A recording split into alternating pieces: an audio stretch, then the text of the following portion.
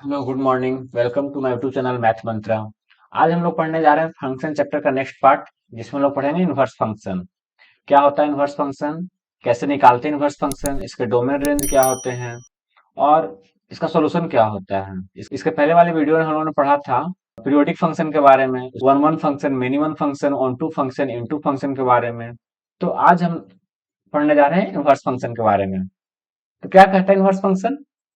If by is one and onto function which domain set x and range set by, then f inverse is a function which domain by and range set x। इसका मतलब क्या हुआ? जो सबसे important point ये है कि y is one one and onto function, अगर हम लिखते हैं y equal to f of x, ठीक है। तो जैसे ही y equal to f of x लिखते हैं, मतलब इसका सेट का एक्स क्या है, इसका डोमेन है। ये वाला पार्ट क्या है, इसका डोमेन है। और ये क्या है, कोडोमेन। ये क्या है, कोडोमेन। हम लोग पढ़े हैं रेंज ही क्या है, range is subset of codomain, ठीक है। तो अगर कोई फंक्शन है एक्स टू बाई, जिसका सेट एक्स है और रेंज क्या है, बाई है, तो एफ इनवर्स जो होगा, एफ इनवर्स एक ऐसा फंक्शन बनेगा, ये एक्स टू बाई है ना, तो ये बाई टू एक्स होगा। ये क्या होगा, एफ इनवर्स होगा, जिसका एफ इनवर्स के लिए, एफ इनवर्स के लिए ये बन जाएगा डोमेन। क्या बन जाएगा, ये डोमेन। और ये बन जाएगा रेंज, ठीक है। अगर एक्स जो है एफ के लिए ये क्या है, डोमेन है, तो ये एफ इनवर्स के लिए क्या बन जाएगा, ये रेंज बन जाएगा, ठीक है। और बाई, बाई का सेट एफ के लिए, फंक्शन के लिए क्या है, ये रेंज अगर है, तो एफ इनवर्स के लिए क्या हो जाएगा, ये डोमेन हो जाएगा। ये हम लोग समझ गए। अच्छा, जो सबसे पहला पॉइंट था, अगर कोई फंक्शन तभी इनवर्स फंक्शन बनेगा जब one one and onto function रहेगा। तो one one and onto function क्या था, चलिए हम लोग पहले वो रिवाइज कर लेते हैं थोड़ा सा। वन वन फंक्शन क्या था, अगर x1 does not equal to x2, तो by one does not equal to y to आता है, तब क्या था, ये था वन वन फंक्शन। और मेनी वन क्या था, x1 does not equal to x2 पे अगर y one equal to y two आ जाता है, तब क्या था, ये मेनी वन फंक्शन था। और ऑन टू फंक्शन क्या था, रेंज इक्वल टू कोडोमेन, तो onto, range does not equal to codomain, तो इन टू। जो वन वन ऑन टू था, उसका एक नया नाम था बाइजेक्टिव फंक्शन। इसी का एक नया नाम था दूसरा नाम था इन्वर्सिबल फंक्शन। वैसा फंक्शन जो वन वन और ऑन टू हो, उसका नाम ही क्या बोलते हैं, उसका एक नाम दिया गया है इन्वर्सिबल फंक्शन। या यूं कहें कि इन्वर्सिबल फंक्शन मतलब जो वन वन और ऑन टू होगा, मतलब इन्वर्स फंक्शन उसी का बनेगा जो वन फंक्शन वन वन भी होगा और ऑन टू भी होगा। ऐसा क्यों, चलिए इसको समझते हैं कि वन वन और ऑन टू फंक्शन का ही क्यों बनता है। One one onto function का ही केवल और केवल क्यों बनता है, मेनी वन फंक्शन हो या इनटू फंक्शन हो, इसका क्यों नहीं बनता, ये देखते हैं। अगर आपको ध्यान हो फंक्शन के बारे में, तो अगर फंक्शन कैसे था कि फंक्शन मान लीजिए कोई x1 था, x2 था, बाई वन था, बाई टू था, तो फंक्शन तभी डिफाइंड था जब x के हर एलिमेंट के लिए बाई में कोई ना कोई एक एलिमेंट बनता हो। अगर मान लीजिए कोई x3 ऐसा है जिसका बाई करस्पॉन्डिंग कोई वैल्यू नहीं है बाई में, तो ये फंक्शन नॉट डिफाइंड था। ये क्या था, फंक्शन डिफाइंड नहीं था। या x के x1 x2 x3 by one by two by three, x का दो वैल्यू कोई हो, ये भी डिफाइंड नहीं था। अगर x के एक वैल्यू के लिए बाई में दो वैल्यू हो, तभी फंक्शन क्या था, नॉट डिफाइंड। फंक्शन क्या होगा, नॉट डिफाइंड, ऐसा फंक्शन डिफाइंड नहीं था। ये बात हम लोग पढ़े थे। फंक्शन डिफाइंड कब था, जब x के दो अलग अलग वैल्यू के लिए बाई में अगर कोई एक वैल्यू मिलता है, तब कोई दिक्कत नहीं है। मान लीजिए कुछ इस तरह से है, तब कोई दिक्कत नहीं था, तब फंक्शन डिफाइन था। बट ऐसे कैसे फंक्शन नहीं डिफाइन था। तो अब हम क्या पढ़ते हैं, अगर हम बोलते हैं कि कोई फंक्शन मेनी वन लेते हैं, क्या लेते हैं, मेनी वन फंक्शन, तो x1 x2 x3 by one by two लेते हैं। मेनी वन फंक्शन x1 का बाई वन के साथ, x2 का बाई टू के साथ, x3 का बाई थ्री के साथ। अगर हम इसका इनवर्स लेते हैं तो फंक्शन हुआ। अगर इसका हम इनवर्स लें, तो इनवर्स से बोले क्या, ये ये बन जाएगा डोमेन और ये बन जाएगा रेंज। तो x1 x2 x3, तो बाई वन का संबंध किससे हो जाएगा? बाई वन का, अगर ये एफ इनवर्स फंक्शन का अलाइनमेंट है तो बाई वन का हो जाएगा x1 के साथ और x2 के साथ। अब देखिए तो डोमेन है ना, ये इनवर्स के लिए तो ये डोमेन है, ये इनवर्स के लिए तो डोमेन का काम करेगा। तो ये बाई वन का एक का इमेज दो बन रहा है ना, एक्स के एक का इमेज बाई में दो के साथ बन रहा है, तो ये क्या हो जाएगा? डोंट डिफाइन, ये ऐसा कोई फंक्शन डिफाइन ही नहीं हो पाएगा। ठीक है ना। वही बात अगर इनटू के लिए लेते हैं, अगर कोई इनटू फंक्शन, मान लीजिए कोई फंक्शन इनटू फंक्शन है, ये कोई फंक्शन एफ है एक्स टू बाई में, मान लीजिए यहाँ पे ए है बी है, यहाँ पे पी क्यू आर है, अभी तो फंक्शन डिफाइंड है। और इनटू फंक्शन क्या था? Domain does not equal to range, मतलब रेंज यहाँ क्या है? पी और क्यू है, डोमेन क्या है? पी क्यू आर है, तो इक्वल ऐसे भी नहीं है, रेंज इसका पी है और केवल क्यू है, कोड डोमेन जो इसका है पी क्यू आर है, तो दोनों इक्वल नहीं ना है, इसका तीन एलिमेंट है तो दो एलिमेंट है। चलो ये इनटू फंक्शन है, इसका इनवर्स बना के देखते हैं। तो इनवर्स के लिए क्या करना पड़ेगा? एक और हमको अलाइनमेंट बनाना पड़ेगा, इसका नाम देना पड़ेगा ए और बी। तो पी के साथ किसको है? ए, क्यू के साथ बी। अब बताइए, अभी हम लोग पढ़े क्या कि डोमेन, ये तो इनवर्स के लिए डोमेन है, इनवर्स के लिए तो ये डोमेन वाला पार्ट है।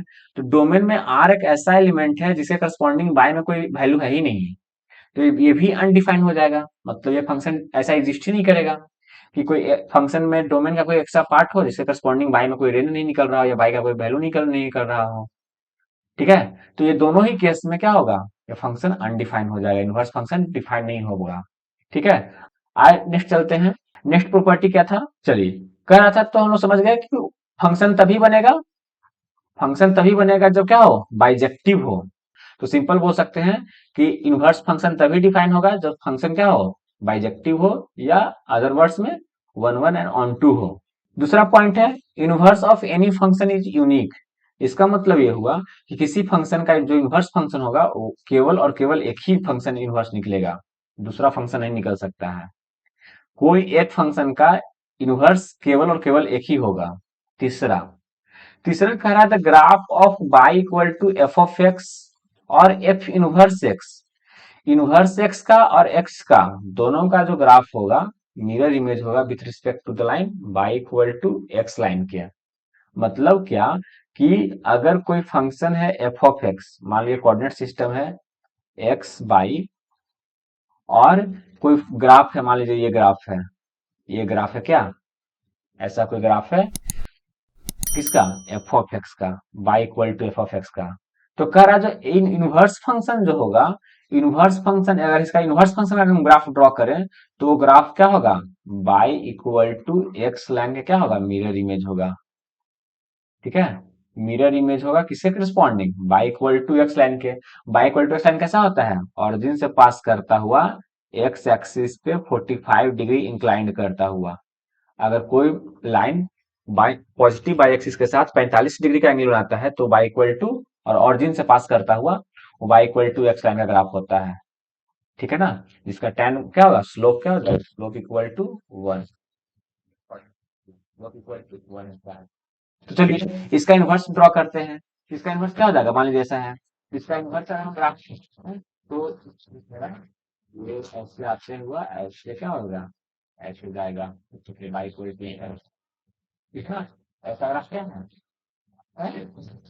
इनवर्स का, इनवर्स का, अब ये ग्राफ था y इक्वल टू ऑफ कैसे था, और ये जो लाइन है वो दूसरा लाइन है क्या है? y equal to f line है।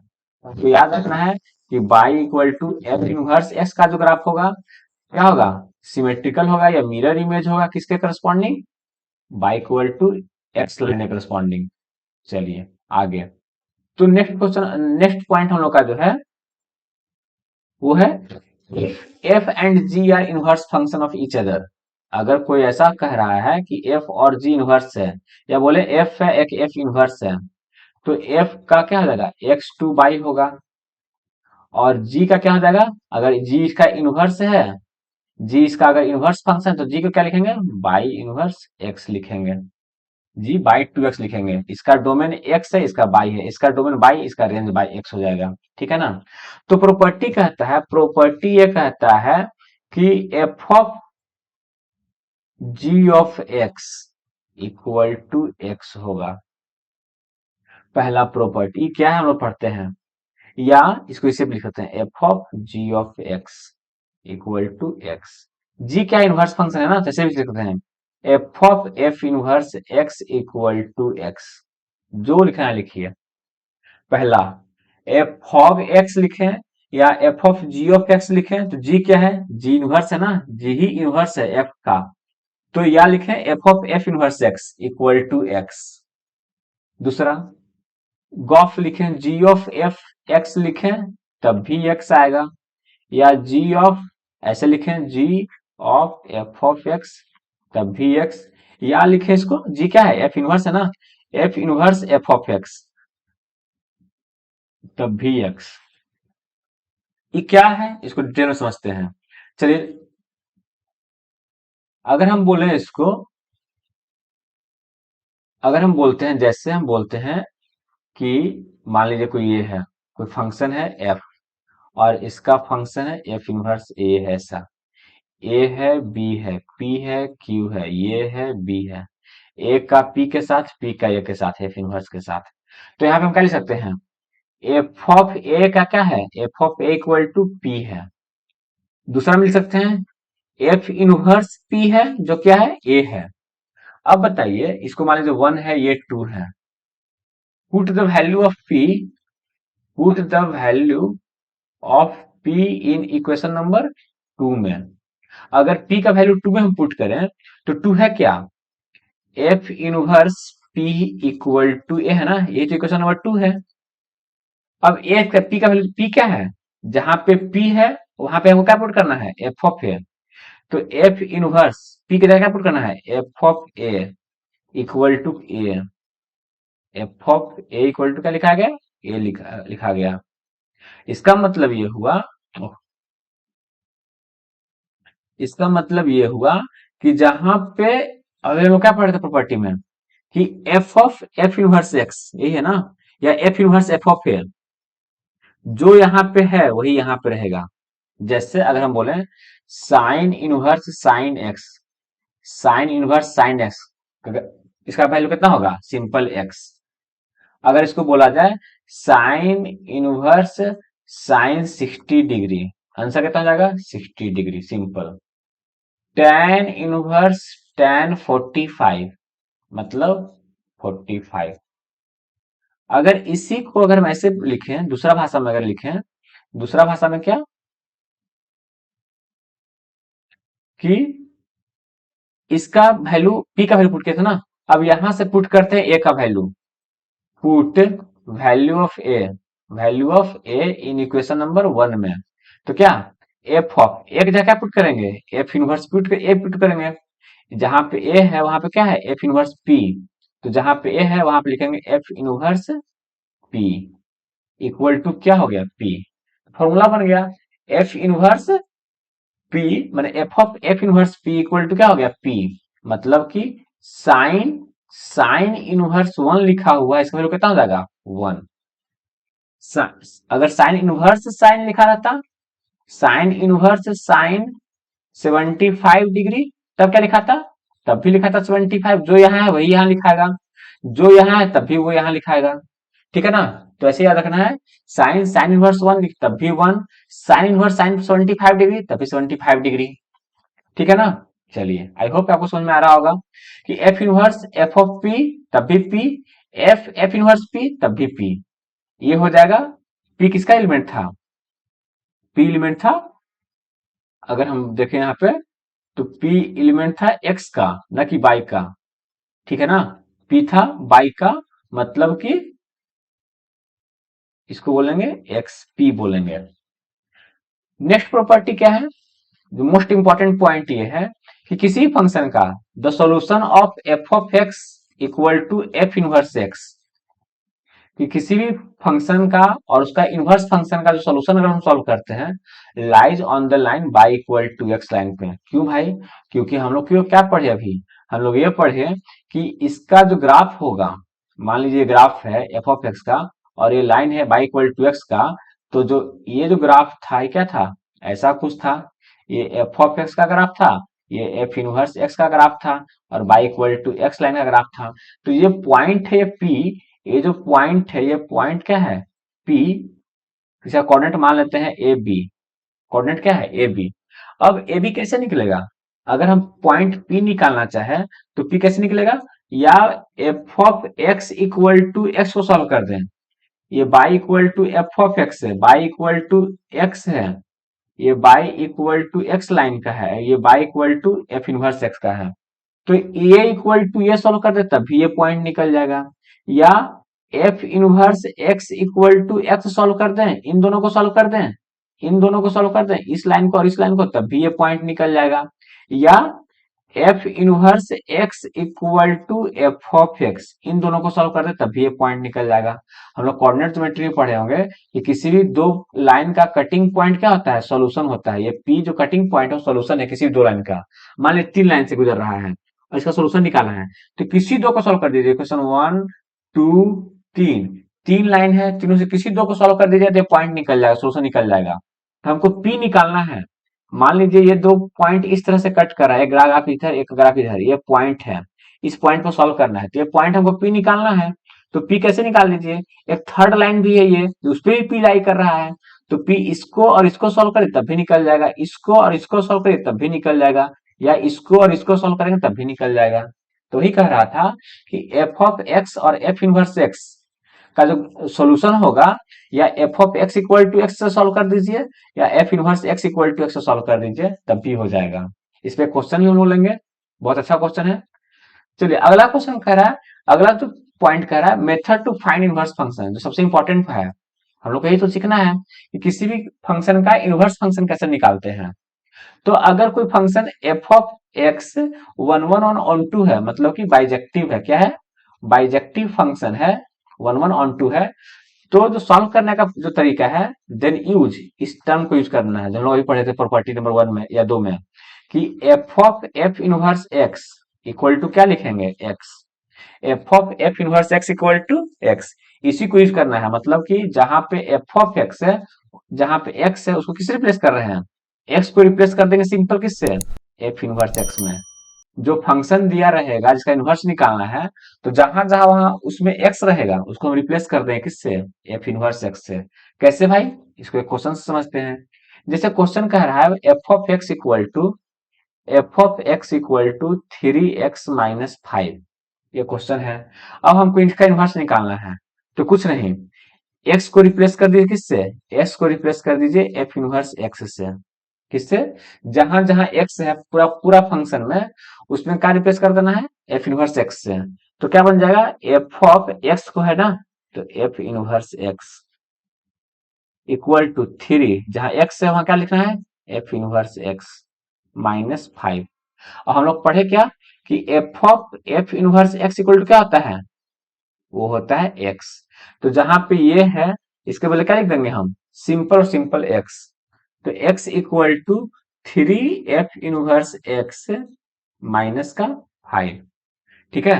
अगर फाइव इधर कर दें तो एक्स प्लस फाइव, अब थ्री कहाँ चला जाएगा, थ्री नीचे चला जाएगा, equal to f inverse x. तो फंक्शन का इनवर्स निकल गया ना, ये तो निकालना था, एफ इनवर्स एक्स निकालना था। तो f inverse x equal to क्या आ गया, एक्स प्लस फाइव बटा थ्री, ठीक है ना। दूसरा कह रहा है, दूसरा क्वेश्चन में कह रहा है कि f of x equal to l n x minus two, इसका भी सिंपल हम लोग निकालेंगे। कैसे भाई, तो इसका निकालने के लिए कि अगर जहां जहां एक्स है वहां किसको रिप्लेस करना है, एक्स को रिप्लेस करना है, x is replaced by f inverse x. तो एफ, एफ तो एफ है, एक्स को रिप्लेस करिए एफ इनवर्स एक्स से, तो f inverse x equal to l n f inverse x minus two. तो f of f inverse x, इसका value कितना हो जाएगा, एक्स, सिंपल एक्स हमको पता है, equal to l n f inverse x minus two. अब चूंकि एल एन है, एल एन इधर जाएगा इक्वल टू दूसरे साइड, तो क्या बन जाएगा, एक्सपोनेंट। तो e के power x equal to f inverse x minus two. अब माइनस टू इधर कर दीजिए, तो e के power x plus 2 equal to f inverse x, जो कि ही तो निकालना था एफ इनवर्स x। तो इसका एफ इनवर्स x कितना आ गया, इसका एफ इनवर्स x आ गया दूसरे उसका सोल्यूशन e के पावर x प्लस 2। ये मेरा क्या हो गया आंसर। ठीक है, और क्वेश्चन लेते हैं। चलिए, एक क्वेश्चन है f of x equal to 3x plus 2 बटा एक्स माइनस 1। तो कुछ नहीं, x को रिप्लेस करना है एफ इनवर्स x से। ठीक है ना, x को रिप्लेस करना है। तो क्या हो गया, f of f inverse x equal to 3 into f inverse x plus 2 बटा एफ इनवर्स x माइनस 1। इसका वैल्यू कितना हो जाएगा, इसका तो सिंपल हमको पता है, इसका इक्वल टू क्या लिखाएगा, x equal to 3 f inverse x plus 2 बटा f inverse x minus 1। Cross multiplication अगर हम करते हैं तो क्या हो जाएगा, x f inverse x minus का x equal to 3 f inverse x plus का 2। चलिए x इसको इधर कर देते हैं तो क्या हो जाएगा, minus x minus 2 equal to f inverse x अगर हम कॉमन ले लेंगे तो बचेगा 3, इधर से आएगा तो हो जाएगा माइनस का x। तो अगर हम यहां से निकालना चाहें f inverse x equal to क्या हो जाएगा, माइनस का x प्लस 2 बटा 3 माइनस x, या इसको आगे और बढ़ाएं तो x बटा 2 और x माइनस 3, ये क्या हो जाएगा, ये मेरा आंसर हो जाएगा। किसका, एफ इनवर्स x निकल जाएगा। ठीक है ना, कुछ नहीं करना है, जहां जहां x है वहां वहां क्या पुट कर देना है, एफ इनवर्स x पहला स्टेप। और जो ये बनेगा F of f inverse x, इसके बदले सिंपल और सिंपल क्या लिख देना है x, बाकी उसको सॉल्व कर देना है। चलिए, नेक्स्ट क्वेश्चन कह रहा है, जो बहुत अच्छा क्वेश्चन है, कि f of x equal to x square minus x plus 1, x square minus x plus 1 है। तो इसको सॉल्व करते हुए इसको पहले तो एफ इनवर्स एक्स निकालना है, और उसके बाद जो सबसे इंपॉर्टेंट कि f of f inverse x और एफ ऑफ एक्स को क्या करना है, सोल्यूशन, इसका सोल्यूशन ही चाहिए हमको दोनों इक्वेशन का। चलिए, तो पहले तो इसका इनवर्स निकालते हैं। तो कुछ नहीं, हमको पता चल गया, इसके लिए क्या लिखा जाएगा, f of f inverse x equal to f inverse x का whole square minus f inverse x plus का 1। मान लीजिए एक सेकंड के लिए मान लेते हैं, ये तो हो जाएगा एक्स, एक सेकंड के लिए एफ इनवर्स एक्स को हम टी मान लेते हैं, क्या मान लेते हैं, टी।